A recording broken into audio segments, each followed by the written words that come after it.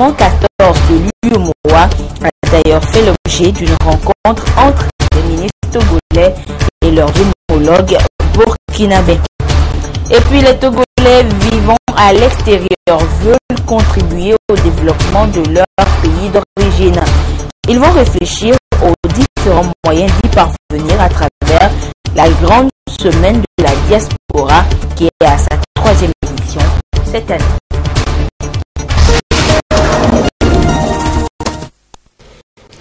C'était les principales articulations de cette édition. Bonsoir à toutes et à tous et merci de nous rejoindre pour le 20h sur la télévision togolaise.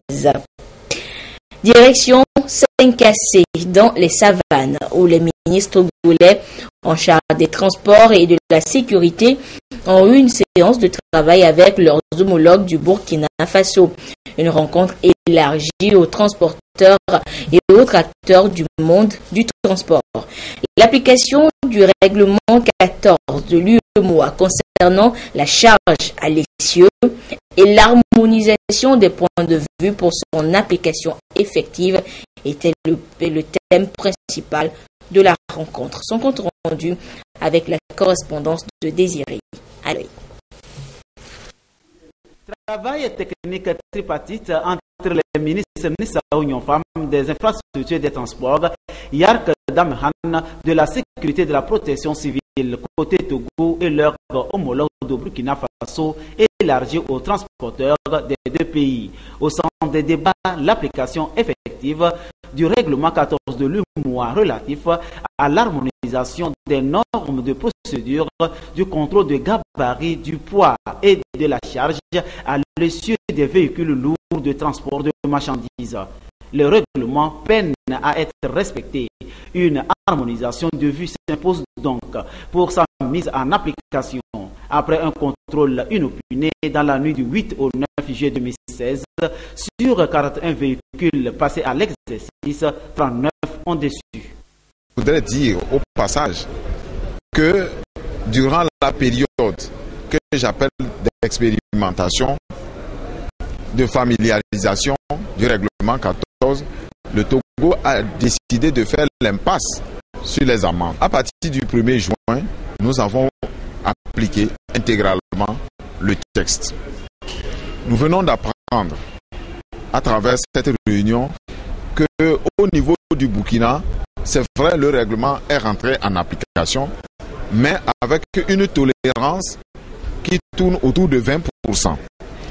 Cela veut dire que nous devons travailler encore pour que nous nous entendions sur s'il y a tolérance à appliquer, sur le niveau de cette tolérance à appliquer. Avec une tolérance de 20%, le Burkina Faso entend redresser la bague pour être un bon élève. Se passer des normes de pesage va à l'encontre des mesures sécuritaires et accentue la dégradation des routes. Je crois que les prochains jours, nous allons ajuster et pouvoir effectivement appliquer intégralement de façon concomitante ce règlement 14 parce que cela, ça y va de la survie de nos économies. Il faut encore prendre d'autres prêts pour réaliser encore, pour entretenir ces routes, alors que cette masse d'argent pouvait aller dans l'éducation, dans la santé et autres choses prioritaires pour nos populations. Le patrimoine routier coûte très cher et il faut le préserver en se pliant aux exigences établies. Les camionneurs y voient un intérêt. Mais avec la réunion qu'on a eue aujourd'hui, nous sommes tellement très contents et on a bien compris ce qui se passe. Actuellement, nous faisons de telle sorte que nous allons s'assurer nos amis transporteurs, chauffeurs. Nous disons que si le transporteur charge moins, il a moins de risques. Nous incitons vraiment les transporteurs d'être au top au niveau du règlement 14. Aujourd'hui, nous avons un problème avec le règlement 14, tout simplement parce que le tarif est resté là où il est. Il faudra voir vraiment le tarif. Ces 10 dernières l'année, le Togo, par exemple, a investi environ 1400 milliards de francs CFA dans la réalisation du réseau routier. Et pour son entretien, 40 milliards de francs CFA déjà décaissés cette année 2016. La rencontre de Cotonou, prévue en septembre prochain, déclinera la conduite à appliquer effectivement dans l'espace UEMOA. Le ministre Yark Damhan a informé les participants de la reprise très prochaine de la douane au PCJ de Saint-Cancé, couplé du service des sapeurs-pompiers. La visite du parc du poste de contrôle juxtaposé a mis fin à la rencontre de Saint-Cancé. Et je vous le disais également en titre, le Centre togolais des expositions et foires à Togo 2000 abrite depuis vendredi la première édition de la foire Made in Togo, un rendez-vous commercial pour la promotion et l'exportation des produits et services de jeunes entrepreneurs togolais. Une initiative officiellement lancée ce lundi par la ministre en charge du commerce et de la promotion du secteur privé. Il faut noter que près de 90 exposants ont répondu à ce carrefour des affaires qui prendra fin le 2 août prochain. Le compte rendu avec Gérard Lagoudou et Prudence Zissou. C'est officiel. La première édition de la foire Made in Togo est ouverte par la ministre Legzim Baloki en charge du commerce et de la promotion du secteur privé. Cet événement hautement commercial est une opportunité d'affaires qui permet aux jeunes entrepreneurs de faire la promotion de leurs produits, chercher des partenariats et des débouchés. Sur le site sont exposées diverses variétés de produits agroalimentaires, cosmétiques et des inventions technologiques.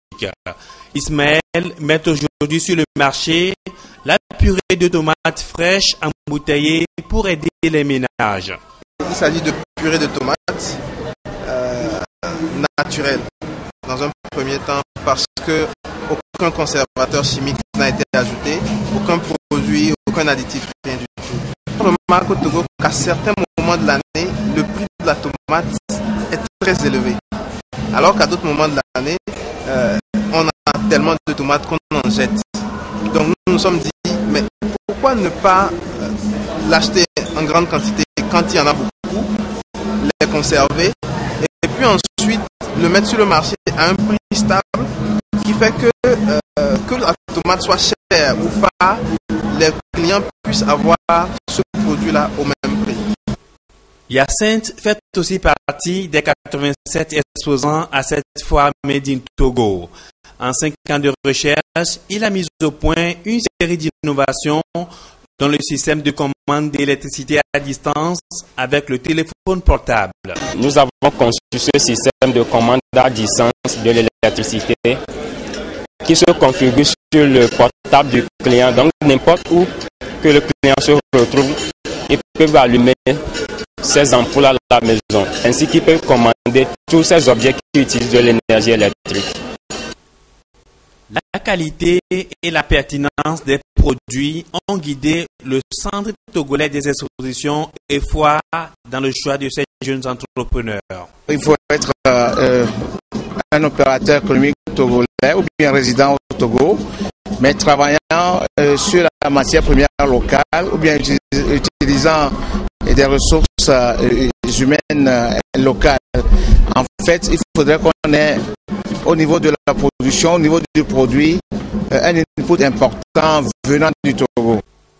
Ce rendez-vous commercial premier du genre permettra non seulement de faire connaître le label togolais, mais aussi de booster le volume des échanges commerciaux entre le Togo et les pays de la sous-région. Cette manifestation constitue un des moyens de faire rayonner l'image des produits de nos opérateurs économiques qui ne cessent d'innover dans ce secteur, de faire connaître le fruit de leur talent créateur au grand public et de stimuler leur consommation au niveau national, régional et international.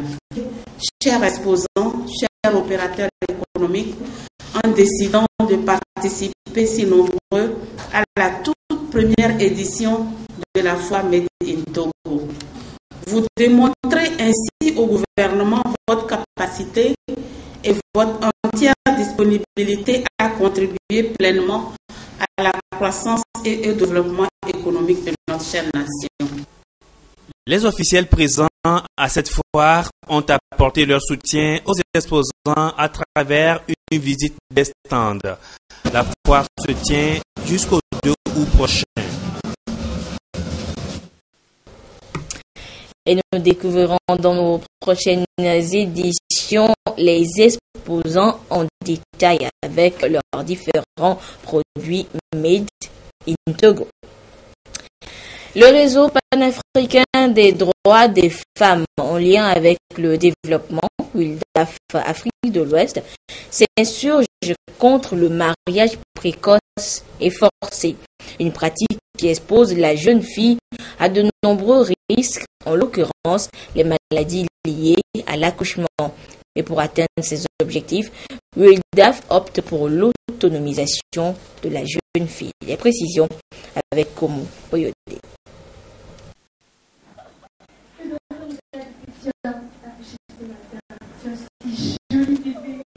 Dans ce sketch qui illustre si bien le fléau du mariage précoce et forcé, la jeune fille enfanta à l'âge de 12 ans.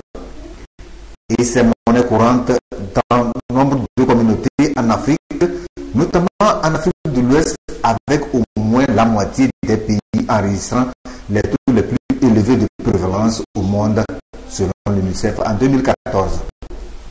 Sans aucun consentement, sans un centime d'amour à l'égard du conjoint, elles sont contraintes à rester au foyer. Quelle ignominieuse pratique aux yeux de l'univers. Le réseau panafricain des droits des femmes en lien avec le développement WILDAF part en guerre contre cette pratique avec comme arme l'autonomisation de la jeune fille. Il ne s'agit pas tout simplement d'une autonomisation économique, mais il s'agit de faire en sorte que les filles soient totalement renforcées sur tous les plans, économiques, intellectuels, psychologiques, sur le plan des connaissances qu'elles peuvent avoir pour agir elles-mêmes. Agir en tant que victime potentielle du phénomène, mais agir déjà en tant que victime qui disent non, ça ne peut pas continuer. Nous sommes les principales concernées. Nous décidons d'agir. Selon ce projet de lutte, le mariage précoce et forcé constitue non seulement une violation des droits de l'homme, mais aussi un frein à la contribution de la femme au développement socio-économique de son pays. Violation de droits. Mais d'un autre côté, l'impact, les effets de la pratique sont dévastateurs. Les effets sont dévastateurs parce que, d'abord, sur le plan de la santé, la pratique fait courir beaucoup de risques à ces filles. La pratique met fin à leur processus d'éducation, de formation, de ces filles dont nous avons besoin pour développer nos pays demain. Pour sa part, l'UNICEF projette que 15,1 millions de filles pourront être victimes du mariage précoce et forcé d'ici à 2030 si rien n'est fait pour inverser la tendance. Pendant 5 jours, des acteurs venus du Mali, du Niger et du Togo et des chercheurs vont échanger et harmoniser des stratégies de lutte pour une riposte efficace contre ce fléau. Et parlons toujours de la jeune fille, les vacances scolaires marquent la fermeture des écoles et facultés afin de permettre aux élèves et aux étudiants de se relaxer. C'est également une période délicate où les jeunes filles sont souvent victimes d'enlèvements, de viols ou toute autre relation ayant pour conséquence les grossesses précoces. Alors, quelles sont les mesures mises en place par l'État pour entraider, pour freiner ce fléau justement dans notre pays, et surtout quel est le rôle des parents pour éviter ces désagréments aux jeunes filles durant cette période de vacances? Les réponses dans ce dossier réalisé par Sonia Aminiko sur un commentaire de Christine Petit-Kialodé. Les vacances, moment de répit et de détente pour les jeunes. Elles peuvent être aussi une période très délicate où les enfants courent certains risques, au nombre desquels la disparition, l'enlèvement, les viols et les grossesses précoces. La grossesse précoce, c'est toute grossesse survenant chez la jeune fille qui n'est pas encore mature, celle-là qui n'est pas encore prête. Elle est peut-être à l'école, on a vu des grossesses à l'école primaire, elle est au secondaire ou elle est en apprentissage dans les établissements de formation extrascolaire. À propos des grossesses précoces ou non désirées, peut-on les éviter et comment? Toute jeune fille peut se dire aujourd'hui, je peux ne pas tomber enceinte. Et en prenant toutes les dispositions nécessaires à cet effet. Nous avons la première possibilité que chacun de nous, chacune de ces adolescentes a, c'est l'abstinence sexuelle. Très souvent, les jeunes filles se disent les rapports sexuels sont obligatoires. Mais il n'y a pas de rapport sexuel obligatoire. Je dois savoir que le rapport sexuel que je désire avoir doit être protégé. Protéger ce rapport sexuel voudrait dire utiliser les préservatifs. J'ai une amie qui a vu sa fille s'est fait violer dans leur maison. Sa fille a 17 ans. Elle est en première et elle a échoué. Je sais que c'est ça qui est à la base parce que la grossesse fait déjà 4 mois. Et la fille est tellement timide que quand ça s'est passé, elle n'a même pas pu dire à sa mère. Pour justement venir à bout de ces délits, l'État togolais a mis en place plusieurs mesures en vue de sanctionner les auteurs. Au-delà des dispositions légales et juridiques, les parents d'élèves ont eux aussi un grand rôle à jouer durant ces vacances. Et il n'y a que cette période de vacances où vraiment nous devons nous consacrer à leur vie, à leur devenir.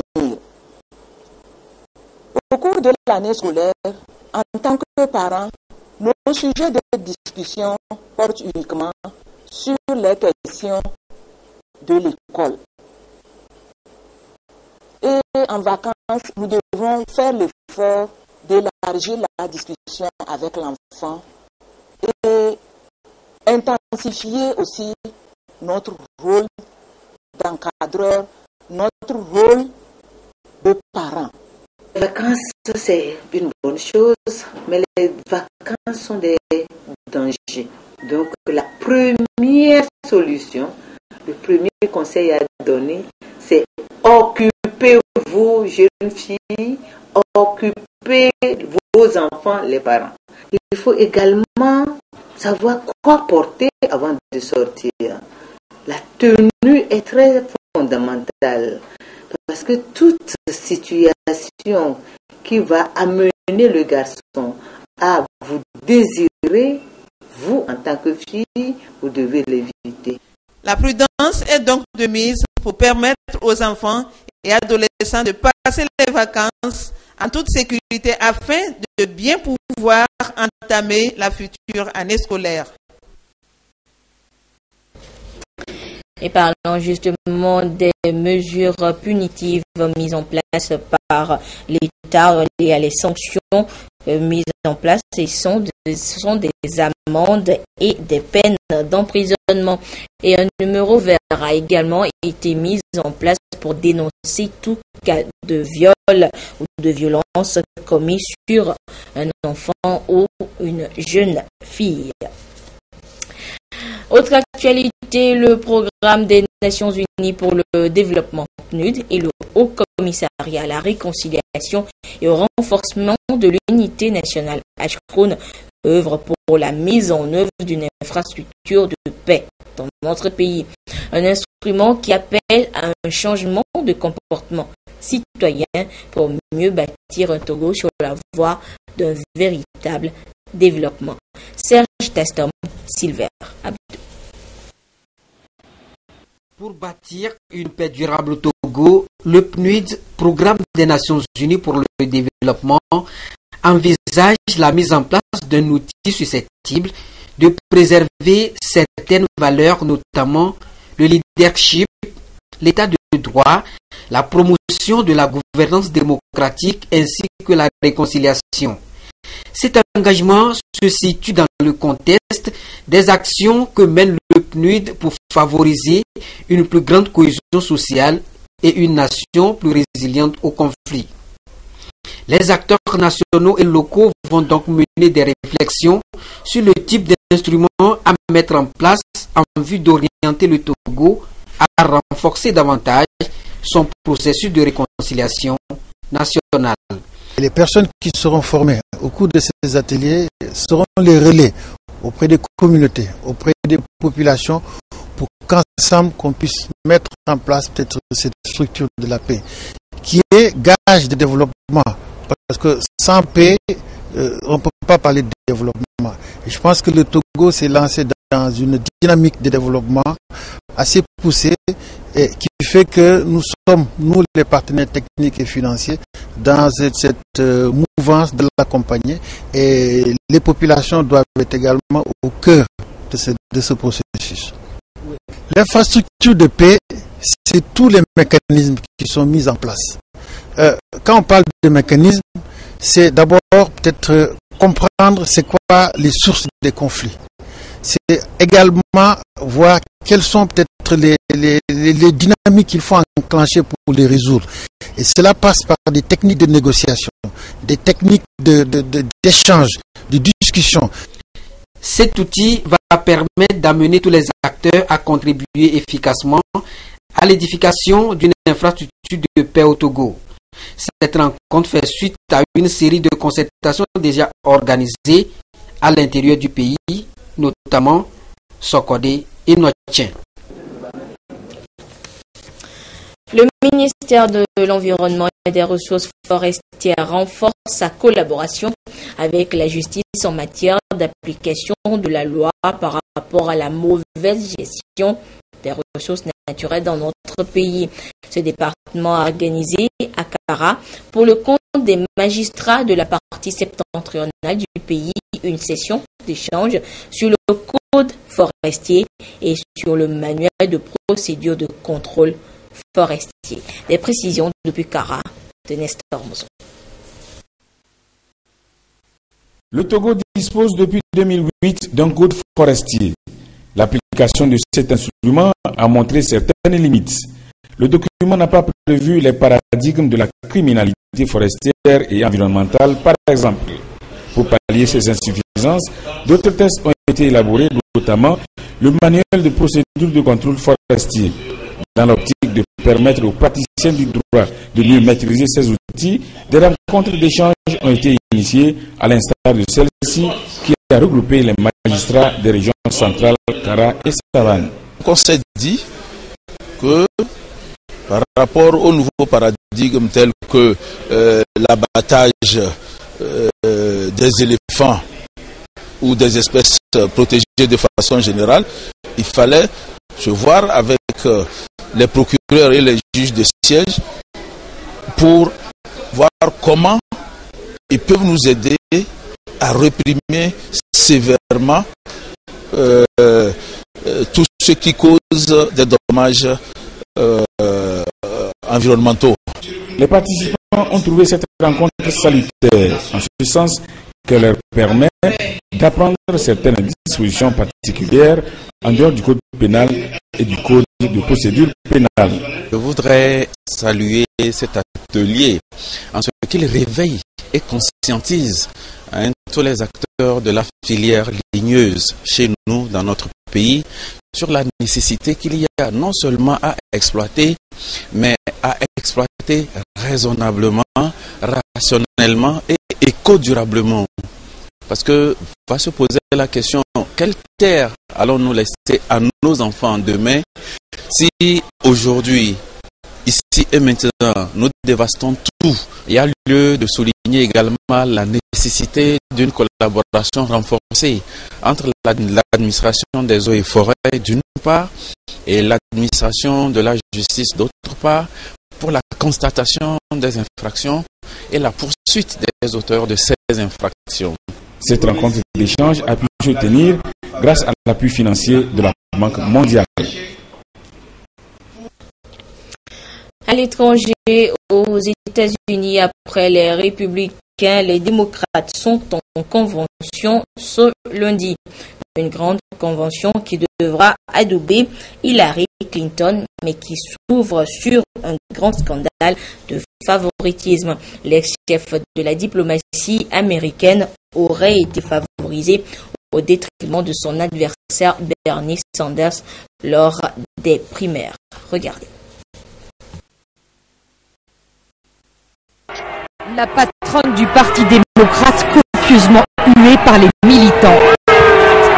Elle vient de démissionner au premier jour de la convention. L'unité devait être le maître mot, raté. Un scandale vient d'éclater. La direction du parti n'a pas été neutre dans la primaire. Des échanges de courriers prouvent qu'Hillary Clinton a été régulièrement favorisée au détriment de son rival Bernie Sanders. Ses partisans sont en colère et ne vont pas facilement rallier la candidate. Je n'ai plus aucune opinion positive sur Hillary Clinton. Elle a été malhonnête et elle a bénéficié des fraudes pendant les primaires. Donc j'ai vraiment du mal à lui faire confiance. Vous allez voter pour elle? Il y a peu de chance. Unlikely. Bernie Sanders et ses millions de supporters devaient apporter leur soutien à Hillary Clinton lors de cette convention. Mais ce scandale crée une division profonde. C'est un scandale et c'est triste d'avoir les ténors du parti qui ont essayé de torpiller ma campagne. Voilà Hillary Clinton accusée d'avoir profité de la bienveillance de l'appareil du parti. Elle tente de se défendre. Je ne peux pas parler de ces gens car je ne travaille pas avec eux. Ils disent ce qu'ils veulent, mais je ne peux pas commenter.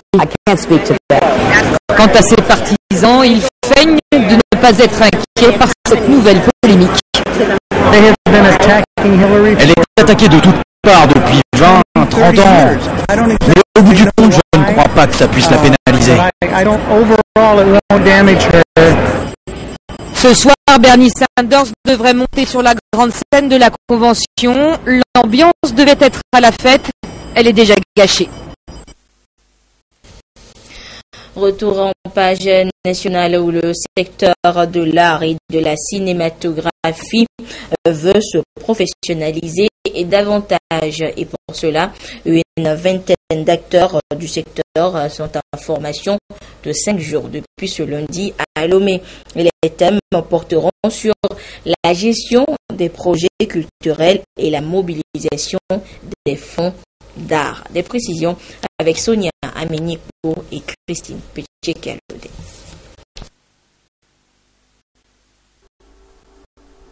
Le secteur culturel est aujourd'hui considéré au Togo comme un domaine majeur capable de contribuer au développement socio-économique. C'est pour cette raison que depuis 2013, le gouvernement a mis en place le Fonds d'aide à la culture FAC.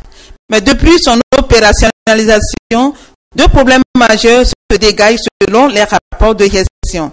La majorité des demandes reçues par le FAC souffrent d'insuffisance dans leur élaboration et montage. La plupart des projets financiers rencontrent aussi des difficultés dans leur phase de réalisation. Arterial Network Togo apporte son expertise. Il forme les acteurs culturels en gestion de projets et en collecte de fonds d'art. Cette formation que nous donnons, il y a deux volets. La gestion du projet même.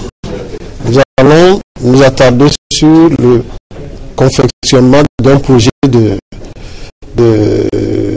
projet culturel vers le FAC pour montrer aux participants comment on élabore un projet. La deuxième phase, c'est le FAC vient en soutien. Le FAC ne donne pas tout l'argent que le projet demande. On va aussi se pencher sur la levée de fonds. Vous avez donné un projet au FAC, mais il faut pour avoir tout le budget, il faut savoir chercher les fonds. Arterial Network est un réseau panafricain de la société civile qui regroupe des artistes, des organisations et des institutions engagées dans le secteur créatif africain. Cette formation pilote cible les artistes, les gestionnaires de projets culturels et artistiques, les administrateurs de structures et d'événements culturels qui ambitionnent de soumettre leurs projets au FAC. Une quarantaine d'agents des douanes de l'Office togolais des recettes OTR en fin de formation ont regagné le commissariat des douanes et droits indirects ce matin à Lomé. Et après leur intégration dans ce corps paramilitaire, ils ont effectué une première sortie sur le terrain pour une campagne de sensibilisation des populations sur le trafic illicite du carburant et les conséquences liées à ce phénomène. Le compte rendu avec Arnaud Kili. L'Office togolais des recettes OTR renforce les capacités de son personnel pour plus d'efficacité dans la collecte des taxes et impôts. Une quarantaine d'agents des douanes, après une formation militaire, vient renforcer les effectifs du commissariat des douanes et droits indirects. Le premier exercice de ces agents avant leur insertion a consisté en une campagne de sensibilisation sur la vente illicite du carburant. Un phénomène qui non seulement nuit à l'économie nationale, mais aussi comporte des risques sécuritaires. Le commissariat des douanes et droits indirects constitue le volet paramilitaire de notre institution, de l'Office, et nous venons de recevoir la première vague de personnel formé sur un plan militaire. Et ce matin, sur instruction du commissaire général de l'Office togolais des recettes, nous avons eu à mener une action en termes de sensibilisation dans la ville de Lomé. Depuis un certain temps, prolifère encore aux abords de nos routes ce fléau, la vente de carburant entré en contrebande dans le pays. Nous avons donc constitué des équipes avec le personnel formé pour aller d'abord dans une première phase de sensibilisation à l'endroit de nos jeunes frères et sœurs qui se livrent à ce genre de commerce qui constitue d'abord un véritable fléau à l'endroit de l'économie de notre nation, et puis également un phénomène d'insécurité. Vous savez que la vente et la distribution donc des produits pétroliers est très encadré au niveau national. Et si on vend ce carburant à l'air libre, c'est très dangereux pour la population, pour ceux qui vendent pour les agglomérations, etc. Avant de regagner les rangs, le commissaire des douanes et droits indirects a rappelé à tous les valeurs et les principes de l'OTR. Il a remercié le commissaire général et la hiérarchie militaire qui ont facilité la formation de ces agents. Direction maintenant Yadé dans la Cosa où la paroisse Sacré-Cœur de la localité est en fête. Elle célèbre ses 90 ans d'existence et sa consécration au Seigneur. Et l'événement a été marqué par une messe qui a rassemblé d'éminentes personnalités, dont le président de la haute autorité de l'audiovisuel et de la communication, Pitan Tchala, représentant personnel du chef de l'État. Le compte rendu de la messe avec la marque Podiona.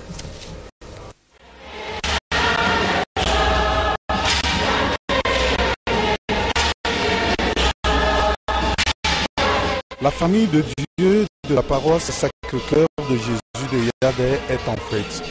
Elle célèbre les 90 ans et sa consécration au Seigneur. La messe de consécration a rassemblé d'imminentes personnalités, au devant desquelles le représentant du chef de l'État, le président de la HAC, Pitan Tchala, pour ce jubilé de granit de la paroisse Sacré-Cœur de Jésus de Yadé. Le curé Patrice Lemdayou, qui a pris en premier la parole, a situé l'événement et souhaité la bienvenue à l'assistance. La messe a été présidée par l'évêque de Kara, Monseigneur Jacques Dankalonga, entouré de l'évêque de Dapan, Monseigneur Jacques Agnulunda, et de Monseigneur Ambroise Dioliba, évêque émérite de Sokodé.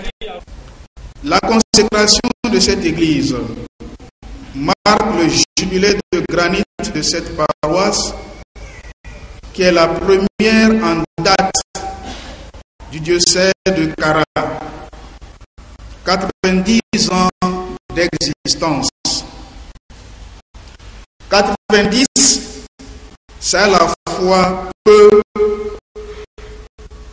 et beaucoup. 90, c'est peu.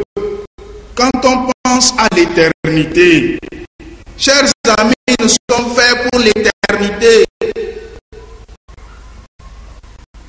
Nous ne sommes que de passage sur cette terre. Nous sommes en marche vers le Père qui était, qui est et qui sera. Donc 90 ans, c'est peu, c'est rien du tout par rapport à l'éternité, ou encore par rapport aux églises qui ont une histoire pluriséculaire. Mais 90 ans, c'est beaucoup. Quand on se situe dans l'aujourd'hui de Dieu, 90 ans, c'est beaucoup quand on sait que pour le Seigneur, un jour est comme 1000 ans. Pour Dieu, en effet, tout est au présent. En cette année du jubilé extraordinaire de la miséricorde, il est heureux de célébrer cet événement comme signe de la bonté de Dieu envers son peuple. Il est heureux de le célébrer comme appel renouvelé de Dieu à lui faire confiance. La paroisse a donné plus de 20 prêtres diocésains et religieux au pays. Le premier prêtre diocésain de tout le Nord Togo est issu de la paroisse Sacré-Cœur de Jésus de Yadé, en la personne de Monseigneur Chrétien Pakpessi de regrettée mémoire. En cette année jubilaire, la paroisse compte encore des aspirants à la vie sacerdotale et des grands séminaristes. 2 seront ordonnés prêtres dans le courant de cette année. Pour marquer cette année jubilaire aussi, des travaux d'agrandissement ont été réalisés. Plusieurs rites ont marqué cette cérémonie de consécration, à savoir la déposition des reliques de Saint-Augustin, prière de la dédicace, onction de l'autel et des murs, encensement et illumination de l'église.